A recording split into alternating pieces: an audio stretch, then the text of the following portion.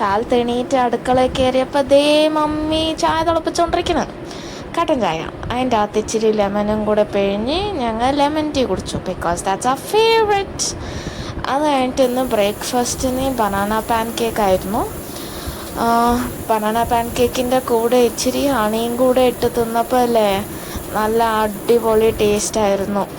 So വേഗം pan cake മുണങ്ങിയിട്ട് ഇന്ന് ചാമരാജ്പേട്ട് പോകേണ്ടിയിരുന്നു, കുറച്ച് പണിയുണ്ട്. സോ വേഗം തന്നെ ഞങ്ങൾ റെഡിയായി. അത് കഴിഞ്ഞിട്ട് ഞങ്ങളുടെ അടുത്ത വീട്ടിലത്തെ ഓട്ടോ അങ്കിളുടെ കൂടെ ആട്ടോ പോയത് ചാമരാജ്പേട്ടിലോട്ട്. നിങ്ങൾക്കെല്ലാവർക്കും ഒരു ഹായ്. ഇതാണ് ഞങ്ങളുടെ ബാംഗ്ലൂർ റോഡ്സ്, കണ്ടോ നല്ല ബ്യൂട്ടിഫുൾ ആയിട്ടല്ലേ.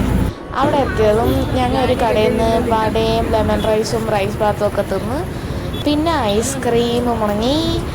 അത് കഴിഞ്ഞിട്ട് വാട്ടർമെലൺ കഴിച്ചു, പിന്നെ ചക്ക കഴിച്ചു. പിന്നെ അതെ ഞങ്ങൾ ഈ കടയിലെത്തി. ഇച്ചിരി ക്രോക്കറി ഐറ്റംസ് മേടിക്കേണ്ടിയിരുന്നു, കുറേ നാളായിട്ട് വരണമെന്ന് ഓർത്തതാണ്. സോ ഇവിടെ വന്ന് മേടിക്കേണ്ടതൊക്കെ മേടിച്ചു.